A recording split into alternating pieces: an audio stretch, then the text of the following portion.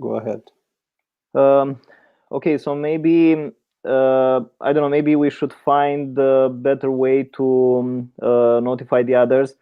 Doing it by email, well, will be harder and harder because mentors keep joining the group, and also when they go on Discord, well, everyone uses a nickname, or almost everyone, and it's not always easy to it's actually quite time consuming to find out who is the exact person behind every nickname.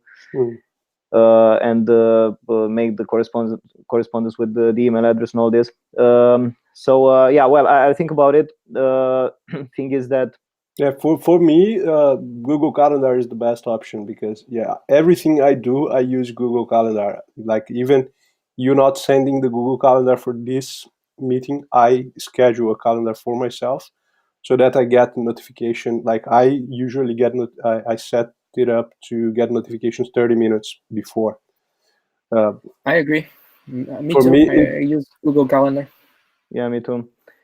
Yeah, only problem is that well, actually two problems here. That in Google Calendar you need to specify all the email addresses. yes. And then another thing is that well, if I put like how many mentors are we? More than 70 right now here. If I put all of them, and well, right now this is like 12. Yeah. The maximum size is 12, right?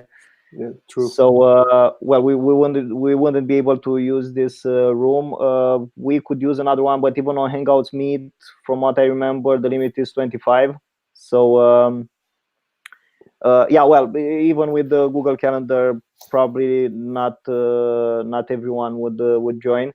But this is the main problem there, that all the email addresses need to be specified. So I'll try to figure out an easier way to do this. Would it be possible to create a group like mentors, and then you just send the calendar to the group, and then everyone is in the group, something like that?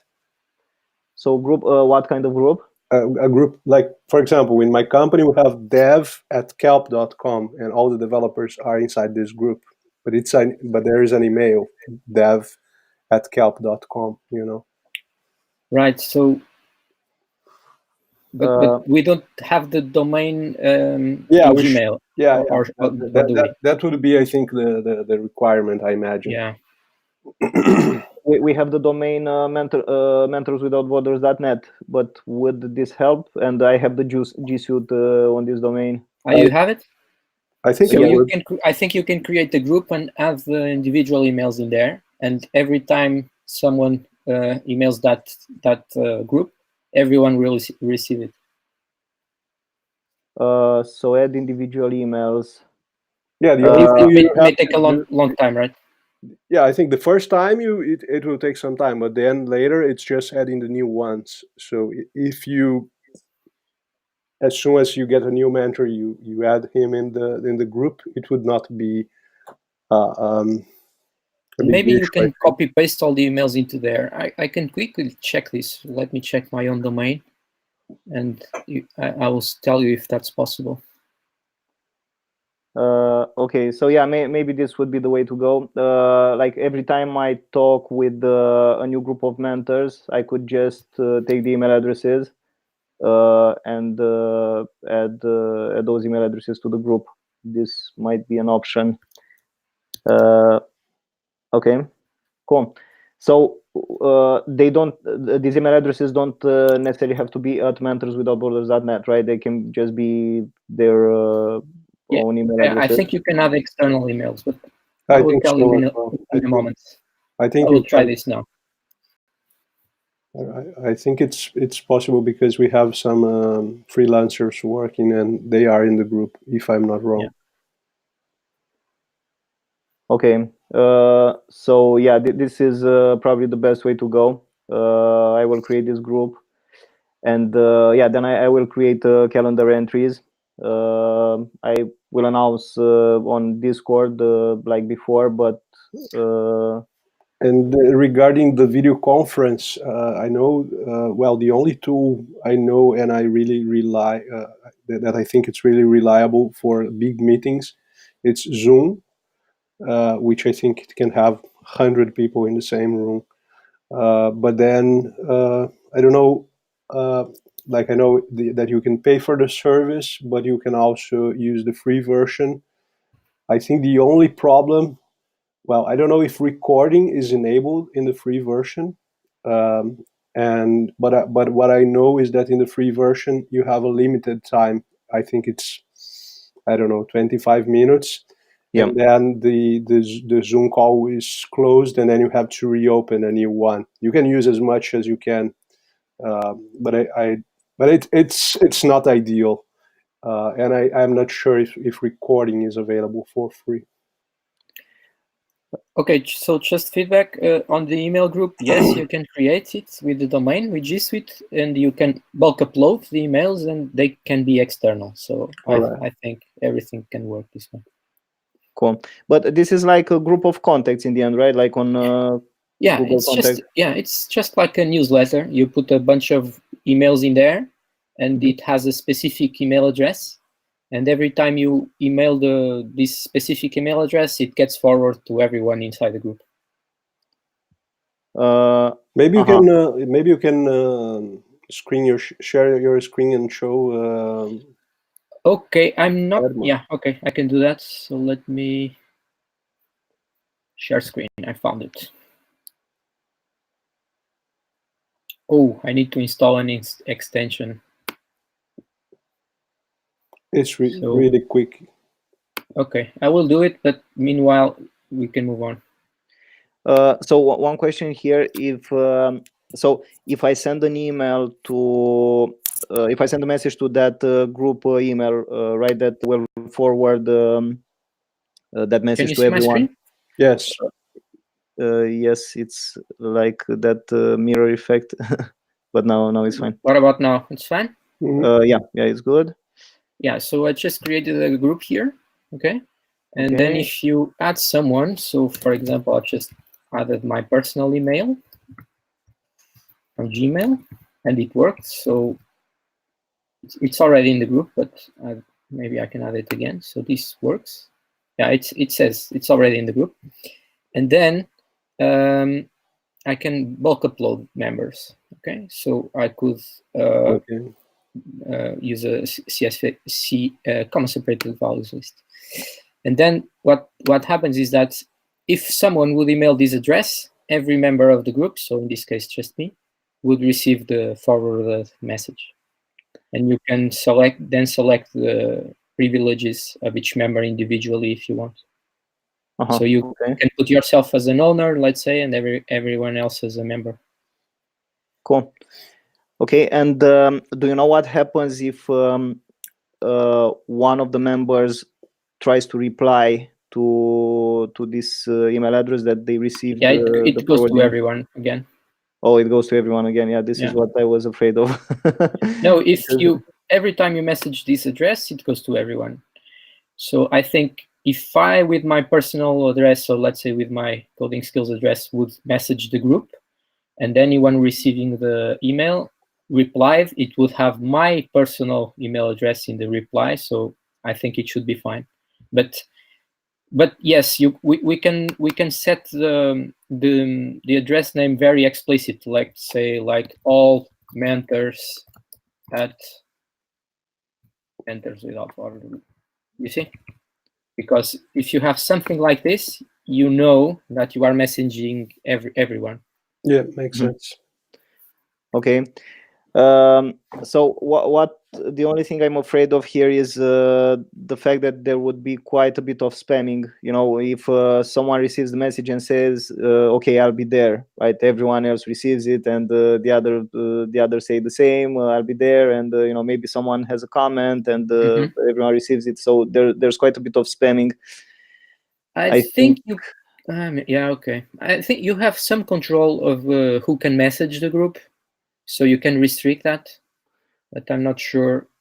Yeah, let's try this. Yes, there are some settings here that we can check. Okay. You can join, allow members outside the organization. I mean, I don't know if we can. Yeah, I mean, we can select and do a lot of stuff here. Yeah, so this could For be an example, publish option. posts. We can exclude. We can do it like this. We can exclude everybody but But the group group owner. owners. Okay, yeah. And that means that only you would be able to message this address, I think. So we can try it out. So it's just make a prototype with maybe just the three of us, and then Yeah, that's a good idea. And then decide. Cool. Sure, definitely. Okay. Okay, so this is good to know. Yeah. And another option would be to specify at the end of these messages that are sent to the group that for any comments, please go on the Discord server and right there, and to not have this kind of spamming. Okay. So this is what we'll use then, and we can play around a bit until the next meeting. And what else? So well, since the last call, my focus has been again on talking with programmers who want to become local mentors. And right now, well, since then the group has more than doubled. Actually, we've gotten to 25 programmers who have done this training, right, that they will then do in these local organizations, or local branches of very large organizations. But it will take some time because everyone, well, goes there based on their availability. I know of one mentor from Tanzania who contacted his local branch of SOS Children's Villages. I also go here to a local branch of SOS Children's Villages, and I know that they're really a very welcoming and supportive organization for this kind of volunteering. And yeah, we'll see how this will progress. Apart from this, the first student from Source 24/7 Malaysia also wrote a blog post, which I just need to make some corrections for, and then send it back to her to see if she agrees on all this, and then we'll publish it on Medium. And the first student from Uganda has already talked with a group of mentors. I think I was already mentioning this last month, but they've made like a solid plan for starting this mentoring on his own with 5 mentors from their organization. And so he will teach these 5 mentors the relaxation method and this mentor process, so they can then teach it in their classrooms. And he will also teach programming to I think 2 or 3 people from there. So yeah, it's starting to propagate quite nicely there. And yeah, here in this organization, Uganda, it was particularly challenging because I had so last year I had tried to talk with a group of 4 guys from there, but their internet connections were really bad, and it was impossible to talk with them. Fortunately, with Bob, it was easier. He has a really good connection, and yeah, it was good that we managed to keep in touch with him. Okay, and from Malaysia, from Source 24/7 Malaysia, well, they have better connections there, and we'll have 2 other students joining soon. And yeah, so this is for these 2 organizations. These are the biggest ones that we are collaborating with remotely. And what else? Yeah, so I've talked with 2 or 3 mentors who are progressing with their students. I'm not sure where they have gotten. And I was actually thinking what would be the best way to publish from time to time the progress that the students are making. I was thinking of doing it on the discourse forum. I think it would be a good option, to open a topic, and from time to time the mentors who get to certain milestones can just put their like links or describe the progress that the students are making are making. So yeah, this could be an option. And well, when we will have more solid stuff that the students are doing, we can put it on our GitHub account as well. But yeah, we'll see. We'll see as we progress. So one thing I wanted to ask you, Dario. Can I ask a question before? Do you have any idea of like after we have the work that the students are doing on GitHub, it could be used there as a kind of portfolio for them. It could probably help them on finding a job. Do you have any thoughts on this? On like I know showing the world. I mean, showing like companies that we are training these people, and this is the progress that they are achieving, so that I don't know if a company is hiring junior developers, they could look into their portfolio to see if they fit to their positions, something like that. Yeah, so this could definitely be a good way to show the companies. I don't know, maybe at some point we might get in touch with some companies from the countries of our students, and they could check out our GitHub account. These there is GitHub pages, for example, right, where they can publish their work, the result of their work. Obviously, the code will be in the GitHub account. Now, I'm not sure if we only keep their work in the this centralized GitHub account, our account. It will be quite difficult to tell what exactly has each student done. Whereas, if they use primarily their own GitHub account, it will be easier for the company to see. And here, well, when they go out looking for jobs, this should still remain their own primary responsibility, I think, because well, it's impossible for us to find as many companies as they can contact directly, for sure, by looking on job boards and websites where job postings are published, and all these means. Yeah, then another idea could be that maybe like students that know different companies or different places where they can find jobs in specific countries or specific locations, they could publish on this course or somewhere like this. These companies, I don't know. I'm just thinking out loud. Sure, this will come in time, and we could have a list of companies that have already hired maybe some of our students in various countries, and that might be interested in hiring more, so that others can go directly to those companies first and talk with them. But yeah, this will come in time. It will take a bit to get there. But yeah, this would definitely be a good thing to do. And actually, I will write it down. So have a list of companies that hire our students. Boom. Okay, so yeah, I wanted to ask you, Dario, if actually I've already talked with Emmanuel one time, and he said that you have been in touch.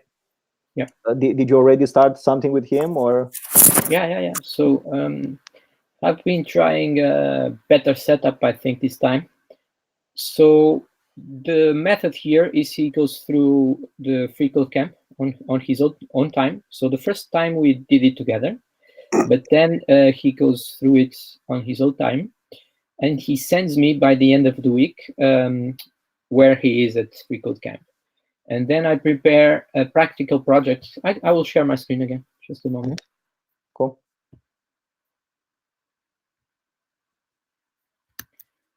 Just a moment, sorry. Can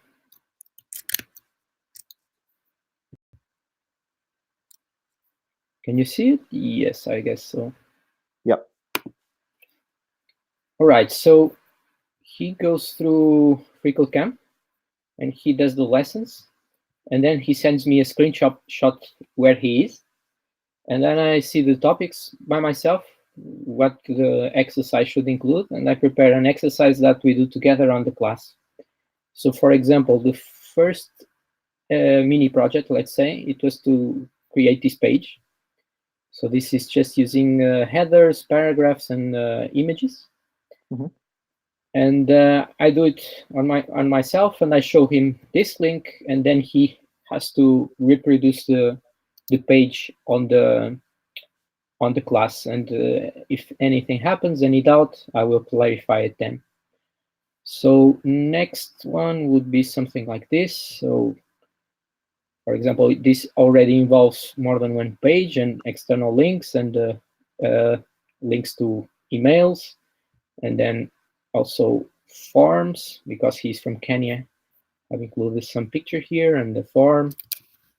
So with required fields or something like that. Yeah, so that just covers the topics that he should have learned in the FreeCodeCamp. And so far, I think it's working very well. I mean, Emmanuel has I think he has a very good memory.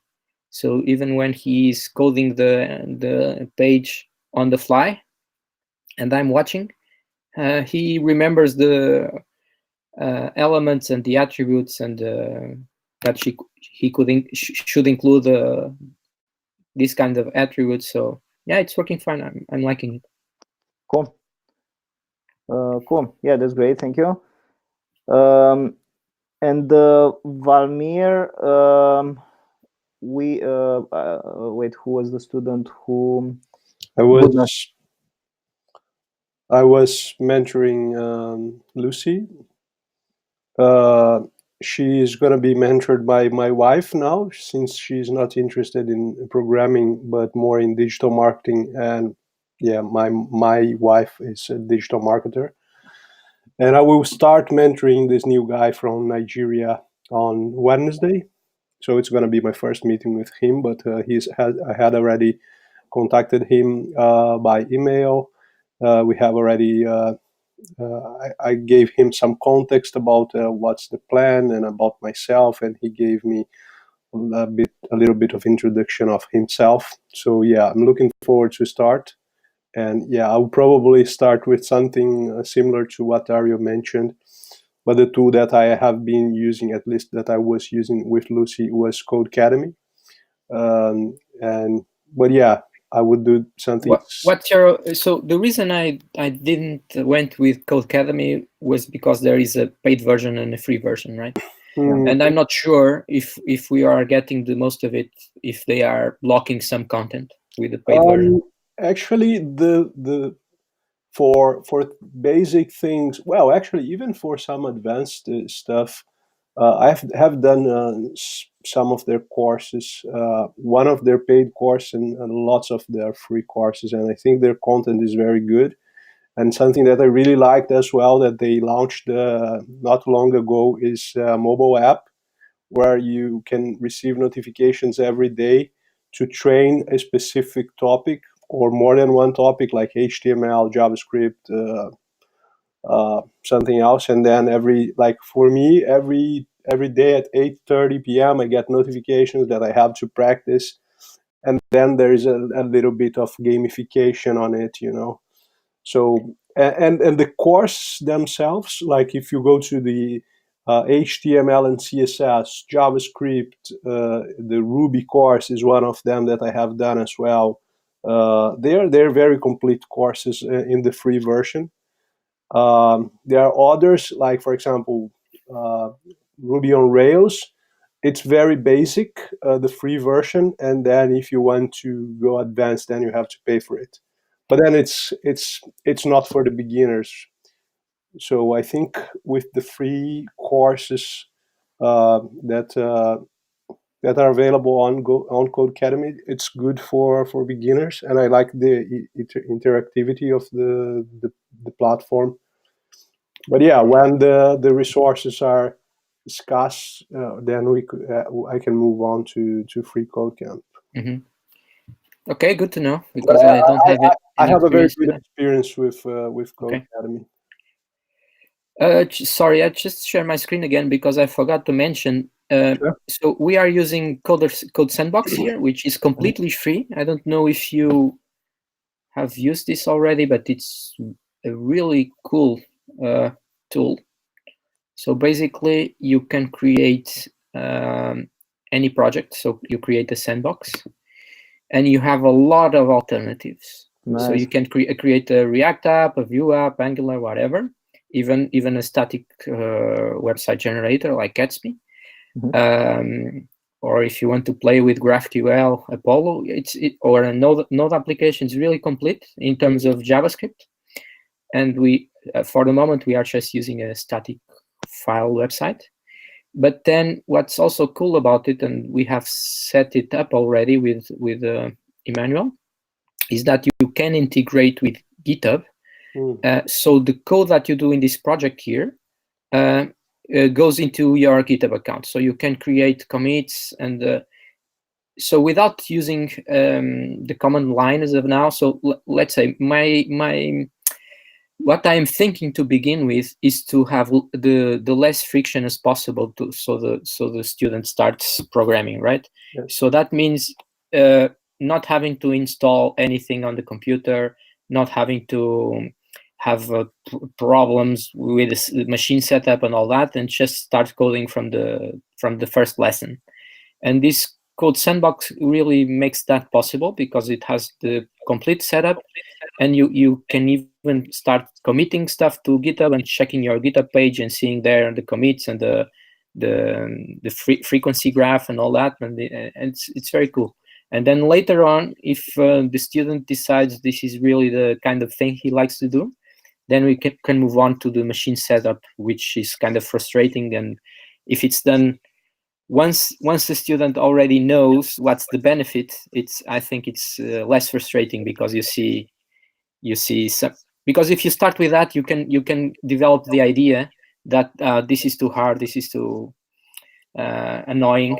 But if you leave it, push it to when you already have some baggage in terms of programming, you already see what's the benefit that you are going to have. And of course, you also get these kind of subdomains that you can use to show people what you did. So pages like this, right? So the subdomains are generated by the sandbox. Yeah. So basically, you have an embedded browser here. Yeah. And at the moment, this is not working for me, but I think it's because I stripped the HTML tags out of the file. So we still haven't got that far in FreeCodeCamp. So I'm just using the elements that the student hasn't seen in FreeCodeCamp. So it doesn't work here in the embedded browser, but if you copy this link and you open a new tab, you have this website there. And this is permanent. So as long as you have this sandbox active, this link will be there. I'll use it for sure. I have just created an account, and it seems to be very, very good for the beginning, for the no need of setup of things. Yeah, exactly. Yeah. That's what I like about it. And very good idea. I'm not using it with any student, let's say, so I have not used it with students yet, but there's also, actually, I started it here, but then I abandoned it. There's also this tool called Replit, which gives you more options in terms of languages. So if the student is not just learning HTML, CSS, and JavaScript, and let's say it's learning Python or Ruby, you can create a sandbox here. I mean, you really have a lot of options here. And you can do basically the same stuff that I'm doing with Code Sandbox, but with other languages. They still don't have GitHub integration active, but they have it in experimental mode, so it's not released yet, but it will come in the near future. So it can be used to other things here as well. Nice. Cool. So I think we should have. I will create this uh, this file on our GitHub repo where we can write these tools so that anyone can see them. Code Sandbox looks like a really good tool for this collaborative coding and well, remote one. And yeah, it would be really good to have it there. So I will create this page and we'll add stuff there based on what each one of us finds useful. Cool. Okay, thank you for that, Dario. And okay, what else did I want to ask you? I forgot. So I have a brief topic just to because we have discussed this in previous meetings, which was to have more than one student at a time. And one problem I see with it is if someone skips a class. So let's say if we arrange one time a week or something like that, if one of the students doesn't come up, that really creates a problem. Oh, you mean two students working together? Yeah, because I think it should be pretty easy to have 2-3 students at the same time. If we do kind of this setup that the student works during the week, we can arrange for a milestone. You have to reach this free code camp milestone by the end of the week, and then we get together and we do the project there. I think it should be fine, but if one of the students misses, then it breaks everything because it becomes unsynchronized. So we have to schedule extra classes to catch up. Yeah. But then if this happens a lot, it becomes unmaintainable. So not really sure about how in my personal experience with that, I haven't done this for Mentors Without Borders, but for my own mentoring service. And yeah, the time when it happens, like one of the students can't come, I had to cancel with the other one as well, and we had to reschedule so that we can keep in sync. Yeah, that's not ideal. Yeah. But I was just thinking here, so if the student, so if one of the students misses the class, but they still do the work that was assigned to them for that class, on the next one they will already they will have done anyway the things that the student who was present on that class has done, I guess, right? Or well, they will have missed the explanations maybe for the things that they couldn't understand, weren't clear. Yes, because I feel this kind of setup with Code Sandbox that where they are coding, they are using the knowledge from Free Code Camp, but maybe they don't remember, or they have some doubts about what are they working with, and if they get correction in the feedback loop is very quick, so I think they can understand much better. And if we skip these mini projects or if they have to do them on their own, it becomes a little harder. But I think that's the price that you pay if you skip the lessons, I think. That's true. Yeah, makes sense. Yeah, so when I was doing this kind of remote mentoring with the two students at a time, one of them was skipping quite a lot of sessions anyway. And well, it was quite clear that he wasn't really catching up. He was participating nevertheless, but well, I was going with the assumption that if he wanted to make up for the stuff that he was losing on the skip sessions, he would do it on his own, which wasn't actually really happening. So in the end, yeah, I can agree with you guys. Cool. Okay, so well, then this is probably the best way to go, right, with one student only, because it's very hard to be sure that both students, if mentor teaches two students, will be present on each and every session. There are other options as well that we could arrange, but it's just an idea. One time I did a other kind of a volunteer job for mentoring testers in Brazil, and in things like agile testing, test automation, continuous integration. But since it was for free for the students, there was a rule that if you miss more than 2 classes, you are out of the game, kind of. But it may be too because you need to show some commitment to the program, because the owner is doing it as a volunteer for free, so you have to be committed with him or with her. So this was the rule that this guy that created this program created, to be sure that, like, well, we run the risk of the mentor being there and the student not coming, but it would happen only twice maximum, and then if it happens twice, then the student would be out of the program. It's just something that I have already experienced, and in this case, I would mentor 3 different people. One of them didn't show up twice, and then I finished mentoring only the other 2. And with the other 2, what I did with them is, like, if you need to cancel the meeting, tell me with 1 day in advance so that we can rearrange. And then I don't need to be there waiting for you while you were not coming, right? So there are some ways to work around these situations, but it's just that was some of my experience. Yeah, I like those 2 rules. So first rule, if you skip more than twice, you're out.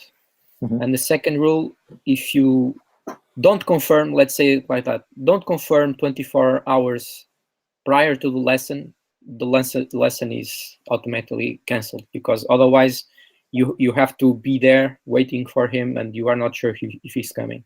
Exactly, but sometimes, I always send Google Calendar invites to my students, but sometimes I send today for next week and they accept today. But if they need to cancel, I still ask them to send me an email with at least 1 day in advance, so that I can cancel the invite and rearrange to another date. Yeah, definitely. So this could stand even for one student, right? I would say these rules, and I totally agree that they have to show some commitment. So I am personally relying a lot on this first month of training, but it also depends on the habits that they already have.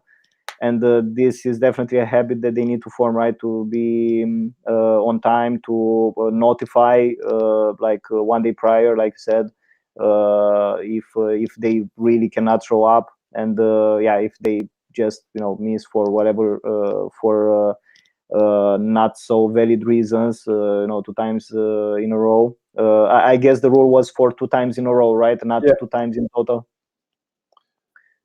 Actually, it was 2 times in total, but in total, because it was just this program that I participated was just 6. It was just 3 months. Every 2 weeks we meet for 3 months. So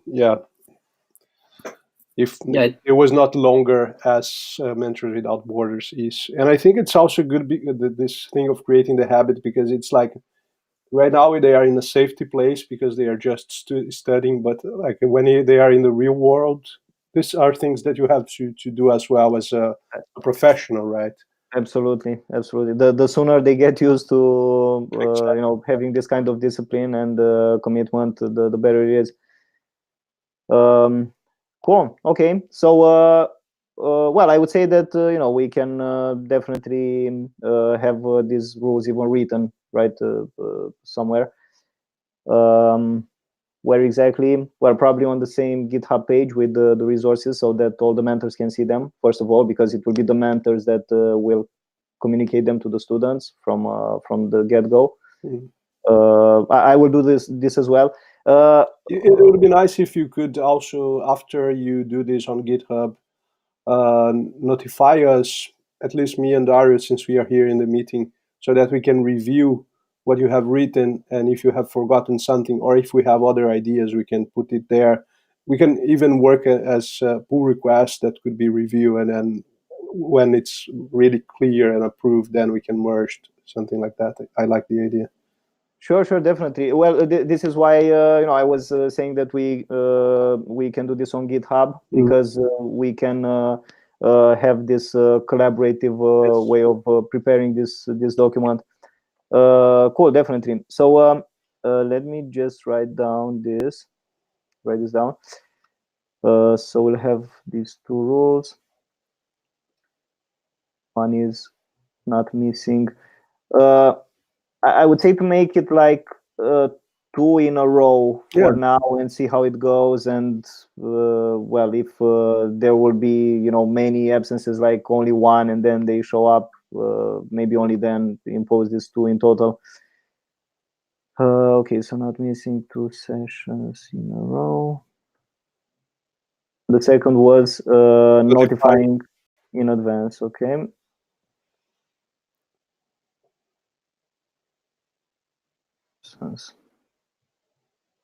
Boom. Okay. And well, I also wanted to say that in this local branch of SOS Children's Villages, I have recently started to teach someone programming. Also showed him Free Camp, created the GitHub account for him, and showed him how to work with the GitHub desktop application. And he started doing some exercises there. But here, well, this guy was actually the boyfriend of is the boyfriend of one of the girls from this center, who wasn't necessarily interested in programming. But when I went there, I didn't mention programming from the beginning. I wanted to see a bit where they have challenges, and one was having challenges with learning English. And this girl whose boyfriend was interested in computers, and well, I got him interested in programming, had really low grades in maths. But yeah, I taught them these processes, right? This mental process, to think about the goal, the steps, relax when needed, and they have been advancing quite well. This girl with the low grades in maths has actually done really well in two tests recently. And the other one has come up with a great idea to learn English, looking at so I told her, look, but all you need to do is to think about the moment in the future when you will be able to understand whatever YouTube video in English, or read whatever text in English, and then think about the steps to get there. And while doing this, she came up with the idea of looking at sequences of movies, first with subtitles in Romanian and then without subtitles. And yeah, this is how she can learn like hundreds, thousands of words. And yeah, while doing this, I found out about this guy who is the boyfriend of one of the girls, that he was interested in computers, and we started doing this. And well, hopefully it will all go well there. He doesn't have quite such a great computer, but he can definitely learn a lot. He can definitely work with play with Free Camp, and do things locally. Cool. Okay, if there is anything else that you guys had in mind, that you wanted to discuss, raise. I'm fine. Yeah, I'm fine too. Okay.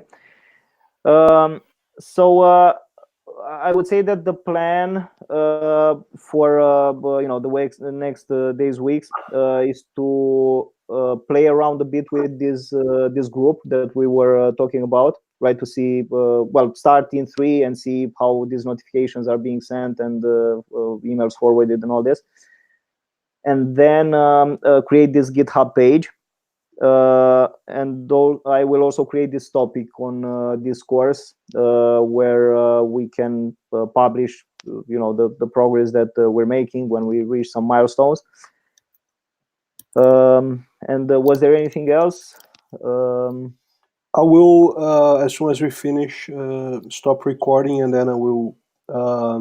Should I just share on Discord? Yeah. So last time I think you had. I will put on Google Drive and then share the link. Yeah, exactly. Yeah, and I'll download the video and upload it on the MW YouTube channel. Okay. MWB. Cool. Okay, guys. It was great talking with you again. And well, hopefully we can do in such a way that next time we will have more mentors joining. So yeah, we'll play around with this group and we'll see. And yeah, have a great weekend. Have a great weekend, you all.